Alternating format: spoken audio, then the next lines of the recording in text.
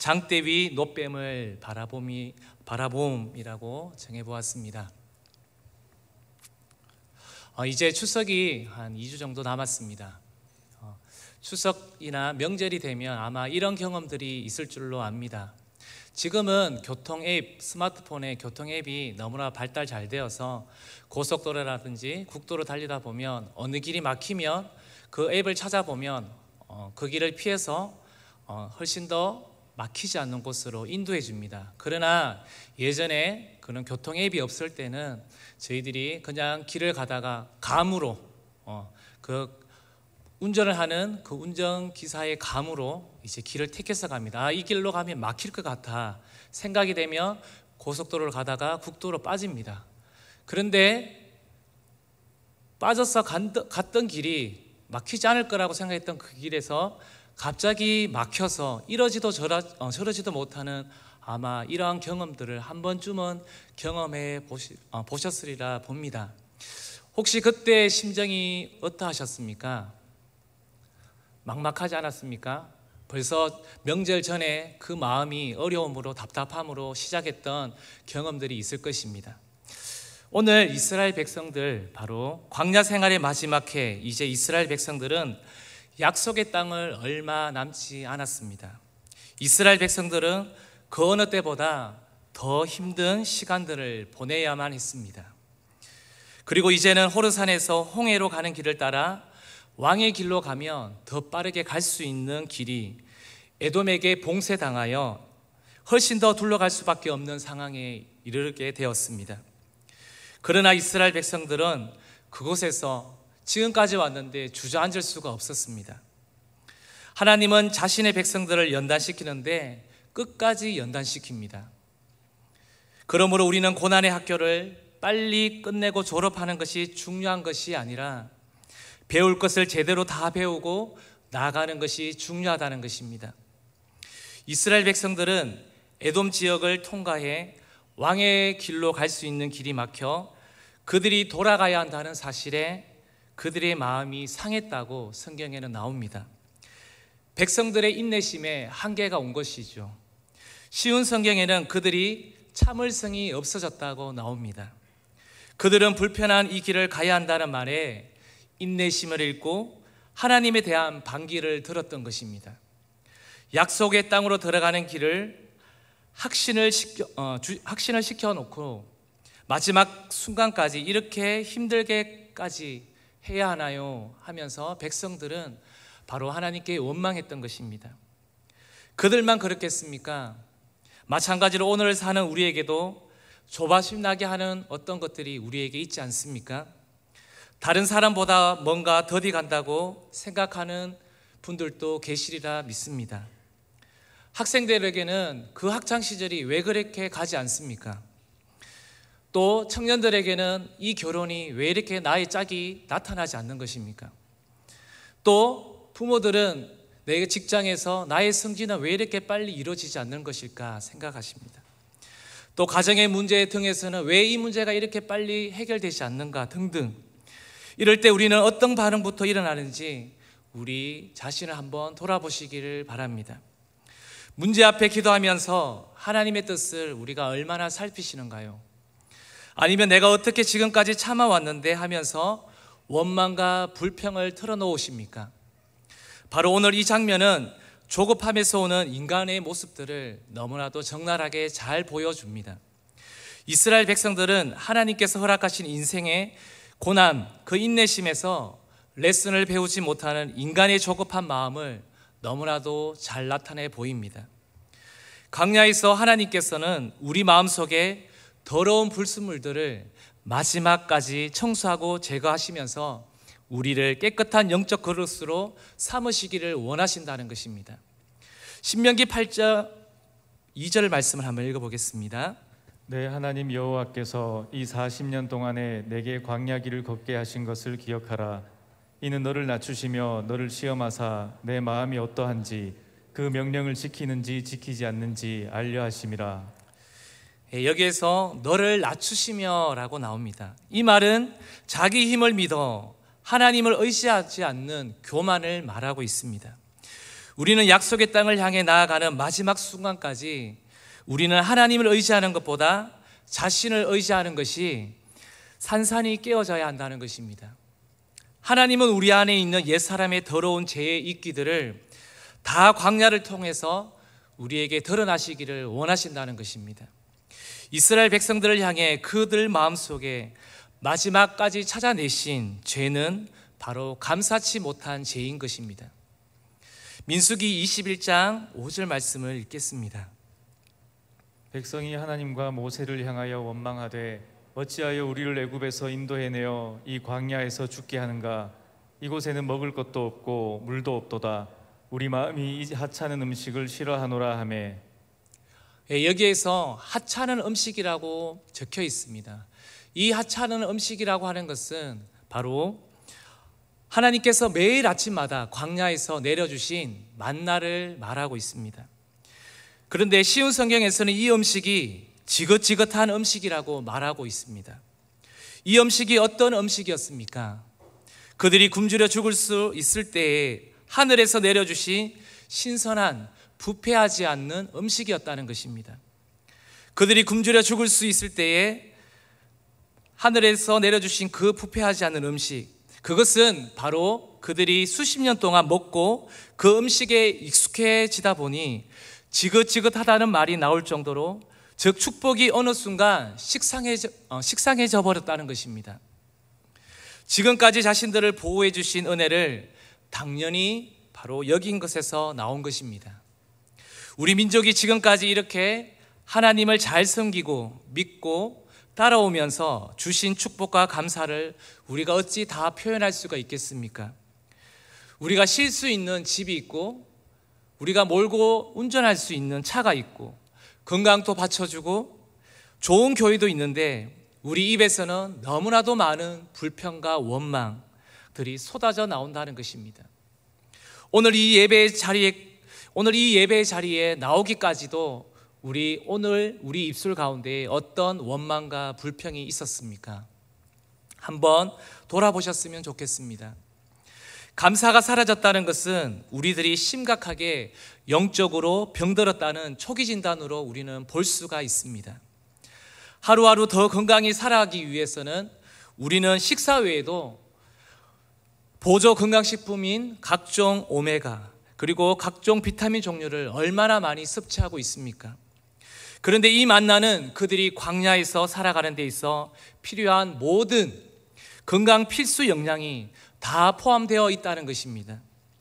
하나님은 우리에게 평범하게 보이는 은혜 속에 비범한 축복을 담아내셨다는 것을 우리는 기억하시기를 바랍니다. 지금 내가 주님의 전에 앉아 있다는 것이 얼마나 은혜인지 우리는 한번 돌아봐야 한다는 것입니다. 죽음의 땅에 있더라도 감사할 때 하나님이 구원해 주신다는 것입니다. 만나에 대해서 함부로 판단할 수 없는 것은 무엇인지 아십니까? 그 만나는 하나님 자신을 나타내시기 때문에 그렇습니다. 예수님께서 훗날 이것을 우리에게 아주 잘 설명해 주셨습니다. 요한복음 6장 48절에서 51절 말씀을 우리 함께 읽도록 하겠습니다. 내가 곧 생명의 떡이니라. 너희 조상들은 광야에서 만나를 먹었어도 죽었거니와 이는 하늘에서 내려오는 떡이니 사람으로 하여금 먹고 죽지 아니하게 하는 것이니라. 나는 하늘에서 내려온 살아있는 떡이니 사람이 이 떡을 먹으면 영생하리라. 내가 줄 떡은 곧 세상의 생명을 위한 내 살이니라 하시니라. 51절에 보면 만나는 누구를 상징한다고 나타내고 있습니까? 우리가 익히 알듯이 바로 그 만나는 예수 그리스도를 상징합니다. 예수를 믿으면 예수님의 생명이 내 안에 들어온다는 것입니다. 주님이 우리에게 축복을 주실 때는 바로 예수님 자신을 바로 우리에게 주셨다는 것입니다. 즉 이스라엘 백성들이 만나가 지긋지긋하다고 한 것은 바로 하나님을 지겹다고 한 것과도 같다는 것입니다. 신명기 8장 3절을 읽어볼까요? 너를 낮추시며 너를 줄이게 하시며 또 너도 알지 못하며 내 조상들도 알지 못하던 만나를 내게 먹이신 것은 사람이 떡으로만 사는 것이 아니요 여호와의 입에서 나오는 모든 말씀으로 사는 줄을 내가 알게 하려 하심이니라. 아멘. 그들이 애굽에서 땀 흘려 노동을 해서 음식을 먹었습니다. 그러나 이집트에서 나와 광야에서는 그들이 먹은 음식은 땀 흘려서 먹은 음식들이 아니었습니다. 하나님이 거저 주시는 은혜의 선물이었다는 것입니다. 이것을 통해 하나님이 말씀해 주시는 것이 무엇일까요? 애굽은 물질 막론주의 문화를 말하고 있습니다. 모든 것이 돈의 원리로 움직여가는 세상입니다. 그러나 하나님의 사람은 세상 속에서 세상 문화를 따라가는 것이 아니라 하나님의 말씀을 붙잡고 영원히 살아서 물질의 문제를 풀어나가는 것입니다. 지금 나라의 경제가 너무나도 어렵습니다. 실제 이러한 것을 몸소 느끼는 분들이 많이 있으리라 봅니다. 우리 성도님들 가운데서도 어려움을 호소하는 분들이 분명히 있을 것입니다. 그러나 코로나로 인해 우리를 돌아보게끔 하는 것은 지금 하나님의 말씀의 만나로 살아갈 때라고 우리에게 분명히 말씀해 주시는 것입니다. 물질적인 문제가 왔을 때 이때 내 힘으로 푸는 것이 아니라 바로 하나님의 말씀으로 돌아가야 한다는 것입니다. 하나님이 주시는 만나의 감사가 사라지면 어느 순간 나의 삶에서 원망과 불평이 내 삶 가운데 자리 잡는다는 것입니다. 우리 인생의 모든 문제는 영적으로 풀어야 한다는 것입니다. 이렇게 영적인 문제를 자신의 힘으로 내 가진 지식과 물질로 풀려다 보니 드디어 하나님의 징계 회초리를 들게 되는 것을 우리는 보게 됩니다. 민수기 21장 6절 말씀을 보겠습니다. 여호와께서 불뱀들을 백성 중에 보내어 백성을 물게 하심으로 이스라엘 백성 중에 죽은 자가 많은지라. 광야에서 그들이 움직이는 동안에 아마 뱀이 없었을까요? 정갈이 없었을까요? 아닙니다. 너무나도 많았습니다. 그런데 백성들이 뱀들에게 공격당하지 않고 그렇게 건강하게 그 40년을 지닐 수 있었던 것은 오로지 하나님께서 그들을 보호해 주셨기 때문에 그렇다는 것입니다. 신명기 8장 15절 말씀을 읽어볼까요? 너를 인도하여 그 광대하고 위험한 광야 곧 불뱀과 전갈이 있고 물이 없는 간조한 땅을 지나게 하셨으며 또 너를 위하여 단단한 반석에서 물을 내셨으며. 그 광야가 어떻다고 말합니까? 그 광야에는 불뱀과 전갈이 있었다고 합니다. 그런데 이 위험한 순간에도 바로 주님께서 그 38년 동안을 지켜주셨다는 것입니다.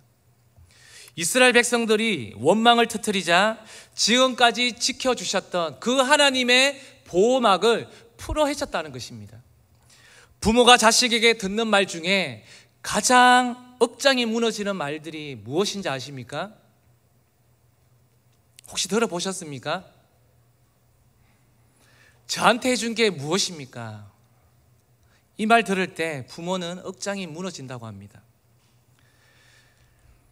지금 나한테 아무 일도 일어나지 않는다고 하나님이 나한테 해준 것이 무엇입니까? 말하고 있지는 않습니까? 나에게 아무런 일도 일어나지 않는 것이 은혜가 아닐까요? 우리가 잘나서 내가 지식이 많아서 우리 가정, 우리 직장을 지켜주신 것이 아닙니다. 위험한 순간에도 하나님의 긍휼이라는 그 보호막 가운데 우리가 있었기 때문에 우리가 지금까지 여기에 있었던 것입니다. 하나님이 우리를 지켜주시지 않으면 우리가 아무것도 할 수 없다는 것을 아십니까? 내 건강, 내 사업, 내가 당연히 여겼던 모든 것이 세상에 불뱀을 주셔서 앗아갈 수 있다는 것을 우리는 기억해야 합니다. 민수기 21장 7절 말씀을 읽겠습니다. 백성이 모세에게 이르러 말하되 우리가 여호와와 당신을 향하여 원망함으로 범죄하였사오니 여호와께 기도하여 이 뱀들을 우리에게서 떠나게 하소서. 모세가 백성을 위하여 기도하매. 여기에 보면 원망하는 백성들에게 그제서야 독사의 심판이 있으니까 자신의 잘못을 바로 깨닫고 그때 바로 그들이 자신이 얼마나 큰 죄를 지었다는 것을 그들이 깨닫게 되었다는 것입니다. 나쁜 짓을 하는 것이 죄가 아니고 바로 하나님을 원망하는 것이 죄였습니다. 축복에 감사하지 않는 것이 죄였고 하나님의 주신 선물을 하찮게 여겼던 것이 바로 죄였다는 것입니다. 뱀에 물려서 이미 많은 사람들이 죽어가고 있었습니다. 살려면 바로 회개하는 길밖에 없다는 것입니다. 재앙은 바로 하나님만이 해결할 수 있다는 것입니다. 여호와의 손이 짧아 구원하지 못하심도 아니요 귀가 둔하여 듣지 못하심도 아니라 바로 너희의 죄악 때문이라 라고 이사야서 59장 말씀에 이 말씀을 하고 있습니다. 그러기 위해서는 우리는 회개해야 한다는 것입니다. 그들은 모세에게 가서 기도를 부탁했습니다. 모세가 백성 대신 우리를 위해서 기도해 주기를 그들은 바랬던 것입니다. 백성들의 죄를 위해서 대신 중보하는 모세는 바로 우리의 영원한 제사장 예수 그리스도를 상징합니다. 우리는 예수 그리스도의 이름 어린 양의 피를 의지해서 기도할 때 그 죄를 대신 해주신다는 것입니다. 이제 드디어 하나님께서 그 해결책을 보여주십니다. 민수기 21장 8절 말씀을 보겠습니다. 여호와께서 모세에게 이르시되 불뱀을 만들어 장대 위에 매달아라. 물린 자마다 그것을 보면 살리라. 불뱀 같은 모양을 구리로 만들어 장대에 걸어서 높이 세워두라는 것입니다. 진영 한가운데 세워두고 장대에 달린 놋뱀을 바라보면 어떻게 된다고 하셨습니까? 21장 9절 말씀을 계속해서 보겠습니다. 모세가 놋뱀을 만들어 장대 위에 다니 뱀에게 물린 자가 놋뱀을 쳐다본즉 모두 살더라. 지금까지 이야기 나눈 장대 위에 놋뱀을 바라봄, 바로 이 첫 번째 의미는요, 바로 첫 번째 예수님을 바라보면 회개하는 것이다 라는 것입니다. 이 놋뱀은 훗날 바로 십자가에 예수 그리스도를 예표하는 것입니다. 예수님께서 그것도 정확하게 우리에게 말씀해 주고 있습니다. 요한복음 3장 14절 말씀입니다. 모세가 광야에서 뱀을 든 것 같이 인자도 들려야 하리니. 15절 제가 읽겠습니다. 이는 그를 믿는 자마다 영생을 얻게 하려 하심이니라. 하나님이 세상을 이처럼 사랑하사 독생자를 주셨으니 이는 그를 믿는 자마다 멸망하지 않고 영생을 얻게 하려 하심이라. 우리가 너무 잘 아는 말씀입니다. 요한복음 3장 16절 말씀, 하나님이 세상을 이처럼 사랑하사 독생자를 주셨으니, 이 말씀에 그 앞에 전제되는 말씀이 바로 이 말씀입니다. 강야에서 뱀을 든 것 같이 인자도 들려야 한다는 그 말씀입니다. 이스라엘 백성이 죽어가도 장대에 달린 놋뱀을 바라보면 바로 즉시 치료받게 된다는 것입니다. 주님의 십자가를 쳐다보는 즉시 영원한 생명으로 즉시 거듭나게 될 줄로 믿습니다. 이스라엘 백성에게 불뱀은 죽음을 가져다 주는 아주 저주스러운 존재였습니다. 그러나 하나님이 세우신 놋뱀을 바라보면 이스라엘 백성들은 살 수 있다는 것입니다. 십자가는 로마의 가장 잔인한 처형 도구였지만 예수님께서 달리심으로 인하여 그 십자가는 하나님의 구원의 도구로 쓰여졌다는 것입니다. 아무리 힘들고 어려워도 자신의 텐트에서 나와서 그 놋뱀을 쳐다봐야지만이 살 수 있다는 것입니다. 그 어느 누구도 대신할 수 없다는 것입니다. 부모가 자식을 대신할 수 없습니다. 자식이 부모를 대신할 수 없다는 것입니다. 아무리 힘들고 어려워도 그 힘든 몸을 이끌고 그 놋뱀을 쳐다봐야 한다는 것입니다. 그 놋뱀의 형상 자체에 능력이 있었던 것은 아닙니다. 바로 말씀을 의지하는 믿음이 중요한 것입니다. 우리는 연초에 2021년 시작하면서 우리 각자의 성구들을 아마 뽑으셨을 것입니다. 뽑은 올해의 성구를 책상 위에 그냥 전시해 둔다고 해서 그것이 우리의 마음에 위안을 주는 것이 아닙니다. 바로 그 말씀대로 살아갈 때에 그때의 우리의 능력이 나타난다는 것입니다. 십자가 자체의 능력이 있는 것이 아니라 예수님 그 십자가에 달리셨기 때문에 그 십자가가 능력이 있다는 것입니다. 예수님께서는 내가 곧 길이요 진리요 생명이니 라고 말씀하셨습니다. 높이 세운 장대인 십자가를 바라본다는 것은 그 십자가 앞에 나와 내 회개가 있어야 한다는 것입니다. 회개가 없는 회복은 없다는 것입니다. 회개 없이 우리 가정 가운데의 저주와 질병, 물질, 이러한 모든 것이 회복되어 달라고 기도하지 마시기 바랍니다. 십자가 없이 부활이 없듯이 영적인 문제는 모든 죄의 뿌리를 두고 있기 때문에 죄의 문제가 해결되어야 한다는 것입니다. 회개는 힘들지만 그 회개가 일어나면 엄청난 일이 일어난다는 것입니다.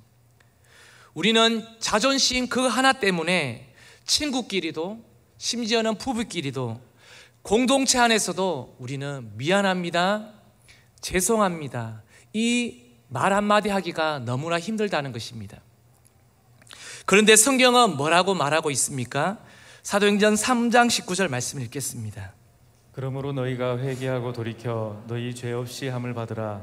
이같이 하면 새롭게 되는 날이 주 앞으로부터 이를 것이요. 우리가 회개하면 바로 주님 앞에서 우리를 새롭게 하신다는 것입니다.